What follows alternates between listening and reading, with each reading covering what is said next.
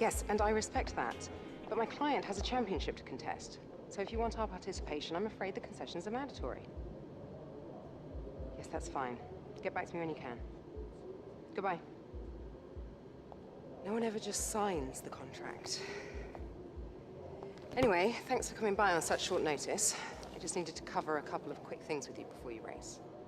Firstly, as requested, there's a copy of your contract. It's a rolling deal. However, the team reserves right of termination if you fail to meet performance standards.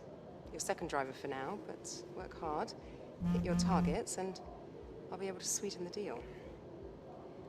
I'm also looking to get you into some invitational events throughout the season. The experience and exposure from these will be great for your image. Plus, you'll get to drive some nice historic cars. Now then, go get ready for the next session, and good luck.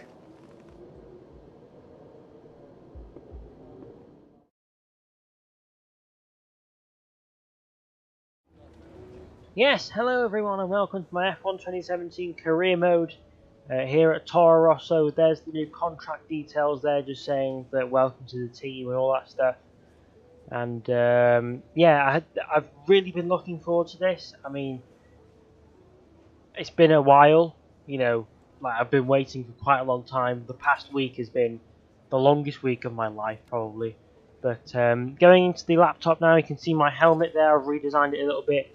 But going into a new screen now, we've got vehicle management where the player themselves gets to manage all the components of the power unit and the gearbox.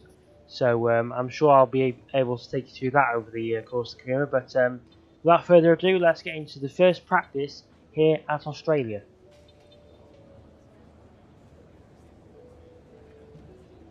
Welcome to our viewers from around the globe. You join us just as today's practice session for the Australian Grand Prix is about to start. We can see, of course, plenty of activity in the garages as we wait for the green light to get this session underway. Anthony Davidson, thank you for joining me once again. What are you going to be looking out for once the cars get out there on the circuit today? Well, naturally, in any free practice session, you can never be sure exactly what programs the teams are running, how much fuel they've put in, and so on. So it's important to resist the temptation to draw any firm conclusions from the fastest times on the monitor. What we can do, however, is look for consistent pace over the course of multiple laps. So if someone does half a Grand Prix distance and they're consistently half a second quicker than another driver doing the same, then that's generally a good indicator of a car with a solid race pace. So here we are then, starting our first practice session here on the new game, doing the track acclimatization. Obviously, which is the first one that you always do, because it's the easiest one. So yeah, here around the Toro Rosso, there's a lot more practice programs in this new game as well, so there's a lot more to get through. As you can see, they're doing relatively well in the track acclimatization there. And moving on now to a new one, I think. I can't remember what order I put these in, but yeah, I think, yeah, no, this is time management. So this didn't go too well for me. Unfortunately, I basically just gave up after the first two goes because they were both red. You know, I was trying to go as conservative as possible, and the time kept on like plummeting down, and yet the tyre wear was just awful at the same time. So I don't know what was going on. So I just gave up after the second go and didn't bother doing it afterwards. So. Moving on to another practice program now. I think this one is fuel saving. Yes, it's fuel saving. So this is another new one where basically you basically just research how much fuel you will use over the course of a lap time. Yeah, I gave up on that one as well because I don't know what it was, but I just wasn't doing anything right during these new programs. But here's a new one now. This is the race strategy program. I got the first one right, which is good. So there's progress there. And assuming as that one was done, I'm now moving on to the... No, this is the race. I have no idea which one's which. I'm sorry, guys. But anyway, that's the end of practice, and I will now move on to qualifying. Quick look at the classification at the end of the session then. Here are your top three: Raikkonen, Vettel and Lewis Hamilton. Thank you for joining us for free practice today. We'll be back with more Formula One action very shortly.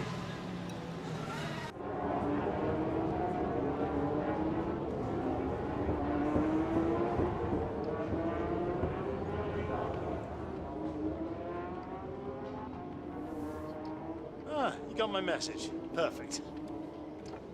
Welcome to home away from home. We get more real-time data from the factory now than ever before, and it all comes through here. So I have to spend more time checking over the reports and less time hunting you down in the hospitality suite. To that end, Sorry, just a sec. Yeah, Chris, is this important? I'm in the middle of something. Oh, okay. Right. Well, that makes no sense. Have Sarah reset the simulation and run it again. Okay. Sorry about that. As I was saying, we've set up a desk for you at the front here. You can get onto the network from your laptop, so make sure to check the R&D screen regularly. And let us know how you want to use the data that we've collected over the weekend and through the practice programs. Also, bear in mind that the news from the factory won't always be good. Sometimes tests fail, like you've seen just now. And when that happens, we have to divert additional resources to fix it. C'est la vie, I'm afraid.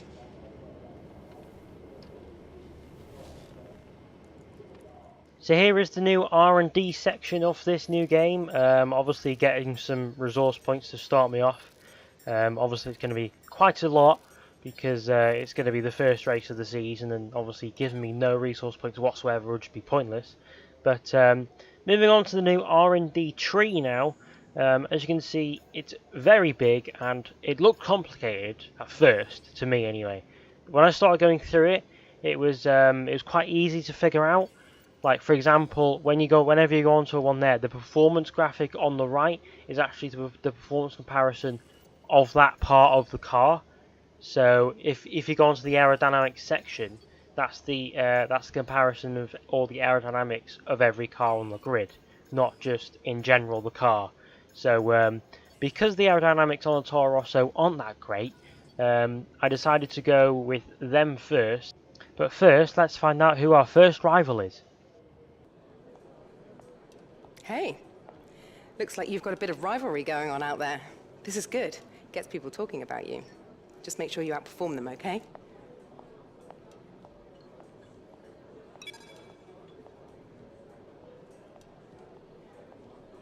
Welcome to Melbourne, where qualifying for the Australian Grand Prix should be getting underway shortly. So here we are then for the first qualifying session of the season and this new game. For now I've got it on short qualifying because the race goes on for quite a while because I've got 50% races, and the recordings go on for a while as well. So I want to keep it going for now. You know, keep it on short qualifying so then I can get through the quicker. But doing multiple laps here, the first lap it gets us, well, not a very good place. Just above the Saubers actually, which isn't the best, but you know, this is my first time on the game. But going for a second lap now, although that was the end of the second lap and managed to improve by, I think it was 5/10 or something. But starting our third and final lap of the session now, we are now going around the first corner, already improved on our previous laps, but come around the final corner now, coming across the line to get an improvement on the position maybe. Is it going to be an improvement? I don't know, we'll soon find out. It's 17th place. So I guess we'll have to start from the back and make our way forward. The grid is all set then for the race tomorrow. But before we go, let's quickly remind ourselves of our top three, who are Bottas, Vettel and Felipe Massa. It's time to leave for now, but we'll be back tomorrow when the Grand Prix itself gets underway. So when I finished qualifying, I was relatively happy with 17th place because, you know, it's my first qualifying session on this game, and basically my first few laps on the game as well. So I was relatively happy with that, to be honest. But going through all the new stuff now, here's the team approval screen and the reputation level. So as you can see there, a lot of the teams, not liking me very much. But after that qualifying session, but moving on to the R&D now, I do go for an upgrade in the aero, and I think it was the rear wing aero that I decided to upgrade. So hopefully that should be coming by Bahrain, I think it is. So hopefully that should be done by Bahrain if it doesn't break.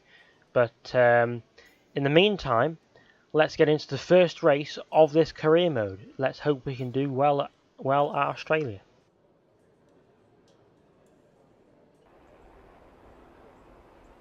It's out with the old and in with the new here at Albert Park as we usher in what we hope will be a triumphant new era of Formula One racing. Today's race, of course, not simply the start of a new season, but the start of a new kind of Formula One. Anthony Davidson, great to have you with us once again. This is a big moment for the sport. Big changes to the technical regulations. The potential, perhaps, to give us the biggest shake-up since 2014. Very different cars visually and, fingers crossed, much faster as well. We're almost ready to go then, and this is what the starting grid looks like for today's race. Valtteri Bottas lines up on pole position, with Sebastian Vettel starting alongside. Looking down the rest of the grid, we have Massa, Raikkonen, Lance Stroll and Verstappen, Hamilton, Perez, Palmer and Esteban Ocon, Hülkenberg, Grosjean, Carlos Sainz and Magnussen, Ricciardo, Alonso, Toro Rosso and Stoffel van Dorn, Ericsson and Pascal Wehrlein completes the grid. Now it's almost time to lights out, so let's go down to the track.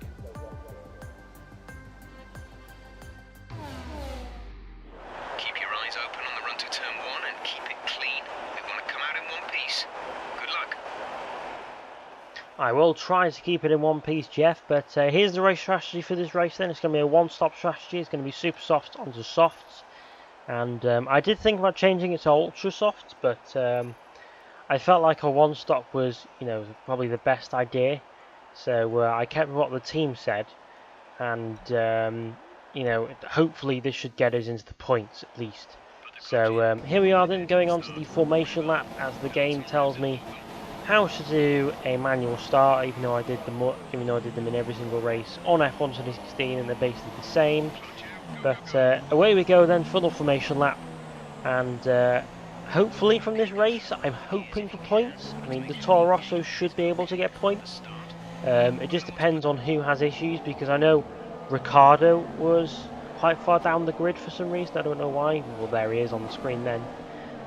But I really don't know why he was so low down on the grid. But lining up now in our grid slots for the beginning of the Australian Grand Prix, the first race of the season and of this career mode. Let's hope we can get off to a good start as we wait for the 5 red lights now to come on. We've got 4 lights, it's 5 lights.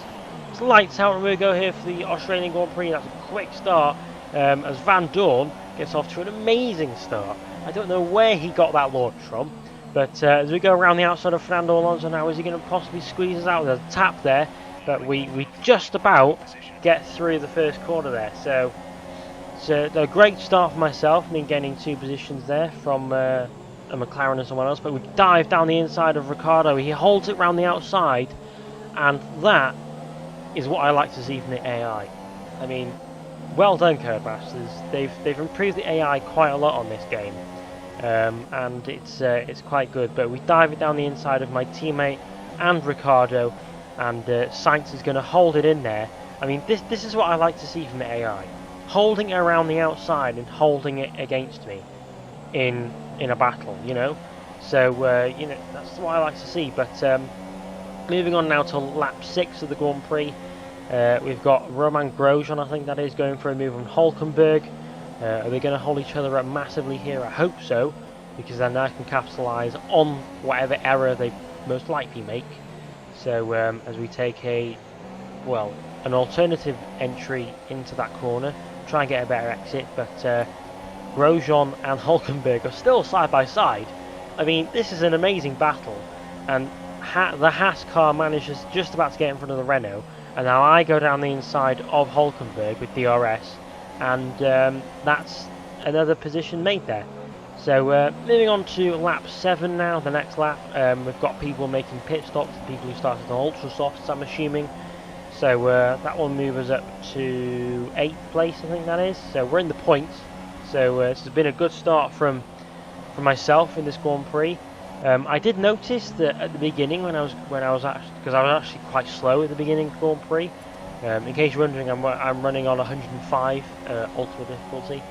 So I was actually curious as we'd start to defend from Ricciardo as Vettel comes up the pit lane. But I was slightly curious as to why I was going so slow. I was thinking, well, maybe this difficulty is too hard for me. But then I moved it from full traction control to medium, and I was so fast. I was literally keeping up with every single car. It was amazing. But moving on now to lap 10 of the Grand Prix, we are battling Ricciardo hard here. I mean, it's surprising me that we're even battling a Red Bull at this point. I mean, it's the first race of the career mode and we're battling a Red Bull and a Ferrari, for God's sake. But as we now have Vettel going down the inside of the left-right chicane. I mean, that is impressive, let's be honest. But moving on now to well, this is actually our pit stop, so I'm not going to cut, but it just shows. I mean, this bit just shows how much more of a car the Ferrari is than the Toro Rosso. I mean, you would expect it, but I mean, look at the gap he's made in 3 corners already. I mean, I know I'm on warm tyres and he's probably on fresh tyres, but still, that's just ridiculous. But coming in now, engaging the pit limiter, I remember to do that, and now coming into our pit box. Now, this pit stop, a lot of you may be thinking, oh, what's he doing there? I forgot to release the clutch. So, just bear with me. And also, I forgot to release the pit limiter at the end of the pit lane because, you know, new game, you know, you can do that. So, probably lost a little bit of time doing that. But coming out of the pit lane now in 19th place. So, it's a great pit stop there from the boys. And on the same lap now, actually, we're now right behind the Sauber, so that shows how slow the Sauber is actually. But going down the inside of him, doing a Sebastian Vettel, going down the inside of the fast left-right chicane, and we're now up into 18th place. What an enthralling start to this career mode. It was in as we now just come out ahead of Ricciardo. We've just about kept ahead of him. He tried to jump, well, I tried to jump in with the undercut, or try and get a gap in him, and we managed to. And at this point, I wasn't best pleased, because Wehrlein was so slow, I went into the back of him, and then he goes into the pit lane. So it's always nice to do that, Wehrlein. Thanks for that, much appreciated. As my teammate there comes out of the pit lane, so we're still ahead of him, which is good. So moving on to lap 16 now. We have a really big train behind us for some reason, and there's the new UI screen of the all the components in the engine and how they're doing. They're doing relatively well so far, but you'd expect that from the first Grand Prix of the season.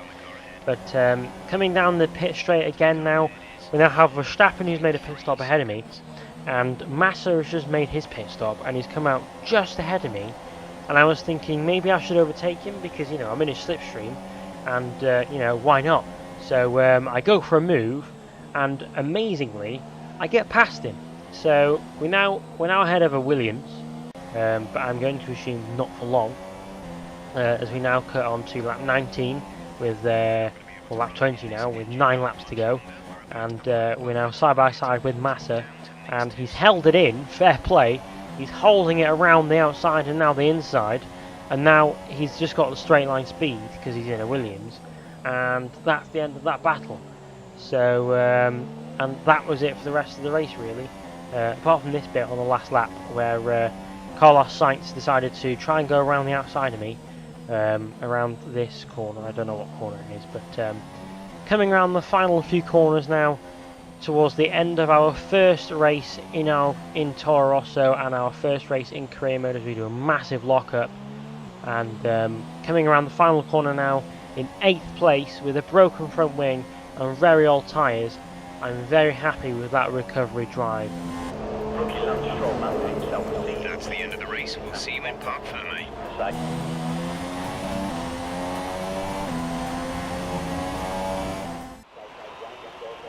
So, another fantastic victory for the Silver Arrows. And Anthony Davidson, give me your thoughts. How did they accomplish this result? Well, they played the safety car to absolute perfection. There are so many factors to worry about once the race is neutralised. I mean, do you pit for fresh rubber? Do you have the space behind you? How much fuel can you save? If you answer all of those questions correctly, you'll have a good chance. And that's exactly what happened today.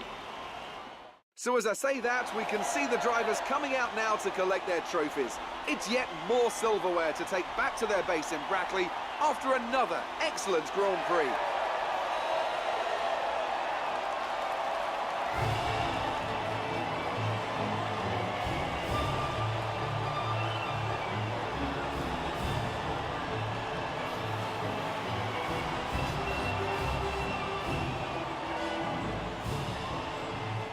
And now let's take a look at the drivers' standings. Valtteri Bottas takes over the lead of the Drivers' Championship after an excellent result. Moving on to the driver of the day then. Anthony Davidson, who would you go for? I think I'll have to give it to the Toro Rosso driver. That was a commanding performance today. Very impressive indeed. On to the constructors then. Mercedes move to the top of the table. That's it for today's Grand Prix, and from Ant and I, it's goodbye and see you again next time. So there is the final race classification then. Bottas taking the first win of the season on his first win on his first race for Mercedes even. So congratulations to him. But we finish in 8th and 9th, so it's a double points finish for Toro Rosso, which is good for the first race of the season. And hopefully this can continue. Obviously starting in 17th wasn't the best. But, you know, managing to get a points finish from 17th isn't bad. So it's a good start to the season in my opinion. There's the rivalry update then. Carlos Sainz beating me just about. But I will now... The whole team approval thing will go through, but I will now hand you over to a new cutscene. Is this the one? Indeed it is. And this is Jonathan. He's going to let you drive some of his cars. Well, not quite my cars, per se. It's a mere detail. You know, I'd really rather be down there racing them myself, to be honest. I'm actually quite handy behind the wheel, but it's the downforce, those lateral Gs, you know? The old neck can't really handle it. So I need a pro. That's where you come in. We run in a bunch of events throughout the year. Time trials, races, all sorts. And I have it on good authority that you have the ability and temperament to do well in these. Make our business look good and, most importantly, bring the cars back in one piece. So consider this a formal invitation. I'll see you at the track. Now, I'd just like to step into my office. I'd like to go over those contract provisions we discussed on the phone. Love how Emma's trying to get him into her office straight away. But here's the two options then. I went with the Renault because, you know, it's a new experience for me. So I will now hand over to Crofty. Here we are then, the calm before the storm, as we wait for this field of iconic cars to burst into life for the historic Invitational event today. I'm delighted to have the opportunity to be here and welcome along to all of you at home as well. So grab a cup of tea and get ready as our competitors make their final preparations. So here we are then on the grid for something different in a career mode, a pursuit in the 2006 Renault. So basically we've got to finish first in this to pass it. We can finish in other positions, like it won't matter if we fail it or not, but you know, obviously to get first would be the primary objective. So as the other cars now pull away, basically they pull away and they go at a slower speed than me, and then I have to try and catch them up within 3 laps. But we are away now for this pursuit thing, whatever it is, and we got off to a relatively good start, a bit of a bog down, but we've now caught up to the first car, which is a Williams car, and as we now go around the outside, I think, yeah, around the outside of the this first sector. I love this first sector on this game now, it's amazing. But coming up to the next cars now, we are now going to go around the outside of both of them. We make contact with Ferrari twice, unfortunately, so that made us compromise our run a little bit, and we're now catching up to the McLaren of whoever that is, and we're going to go side by side to the line. Can we possibly get first place here on the line? Can we? Oh, I don't think we did. I think that was second place, unfortunately, but we came really close to first. But I hope you all enjoyed this first episode of my career mode. I certainly did. If you did, please leave a like and a comment and subscribe for more, and I will see you all next time in China.